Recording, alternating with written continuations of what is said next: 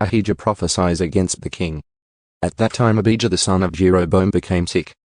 And Jeroboam said to his wife, Now arise and disguise yourself so that they will not know that you are the wife of Jeroboam, and go to Shiloh. Behold, Ahijah the prophet is there, who said regarding me that I would be king over this people. Take 10 loaves with you, some pastries, and a jar of honey, and go to him. He will tell you what will happen to the boy. And Jeroboam's wife did so, and set out and went to Shiloh, and came to the house of Ahijah. Now Ahijah could not see because his eyes were glossy from his old age. Now the Lord had said to Ahijah, Behold, the wife of Jeroboam is coming to inquire of you about her son, because he is sick. You shall say such and such to her, for it will be when she arrives, that she is going to make herself unrecognizable.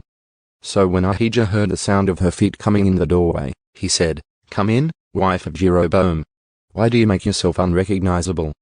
Nevertheless, I am sent to you with a harsh message. Go, say to Jeroboam, This is what the Lord, the God of Israel says, because I exalted you from among the people and made you leader over my people Israel, and tore the kingdom away from the house of David and gave it to you, yet you have not been like my servant David, who kept my commandments and followed me with all his heart, to do only that which was right in my sight. You also have done more evil than all who were before you, and you have gone and made for yourself other gods and cast metal images to provoke me to anger, and have thrown me behind your back. Therefore behold, I am bringing disaster on the house of Jeroboam, and I will eliminate from Jeroboam every male person, both bond and free in Israel, and I will make a clean sweep of the house of Jeroboam, just as one sweeps away dung until it is all gone. Anyone belonging to Jeroboam who dies in the city, the dogs will eat. And anyone who dies in the field, the birds of the sky will eat. For the Lord has spoken it. Now you, arise, go to your house. When your feet enter the city the child will die. Then all Israel will mourn for him and bury him, for he alone of Jeroboam's family will come to the grave, because in him something good was found toward the Lord God of Israel in the house of Jeroboam. Moreover, the Lord will raise up for himself a king over Israel who will eliminate the house of Jeroboam this day and from now on. For the Lord will strike Israel, just as a reed sways in the water. And he will uproot Israel from this good land which he gave to their fathers, and will scatter them beyond the Euphrates river, because they have made the Asherim, provoking the Lord to anger. He will give up Israel, because of the sins of Jeroboam, which he committed and with which he misled Israel into sin. Then Jeroboam's wife arose and departed, and came to Tirzah. As she was entering the threshold of the house, the child died. Then all Israel buried him and mourned for him, in accordance with the word of the Lord which he had spoken through his servant Ahijah the prophet. Now as for the rest of the acts of Jeroboam, how he made war and how he reigned, behold, they are written in the book of the Chronicles of the kings of Israel. And the time that Jeroboam reigned was 22 years.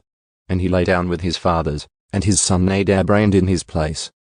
Jeroboam misleads Judah. Now Jeroboam the son of Solomon reigned in Judah. Jeroboam was 41 years old when he became king, and he reigned for 17 years in Jerusalem, the city which the Lord had chosen from all the tribes of Israel to put his name there. And his mother's name was Naamah the Ammonitess.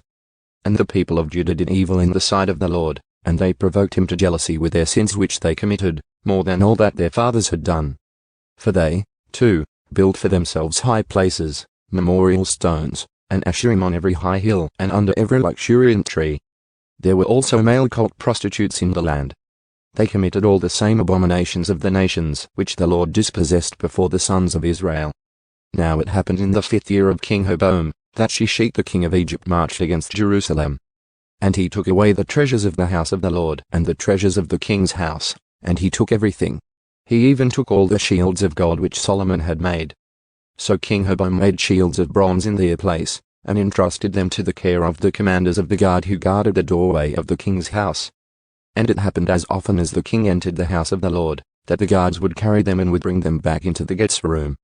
Now as for the rest of the acts of Jeroboam and all that he did, are they not written in the book of the Chronicles of the kings of Judah? And there was war between Jeroboam and Jeroboam continually. And Jeroboam lay down with his fathers, and was buried with his fathers in the city of David. And his mother's name was Naamah the Ammonitess. And his son Abijah became king in his place.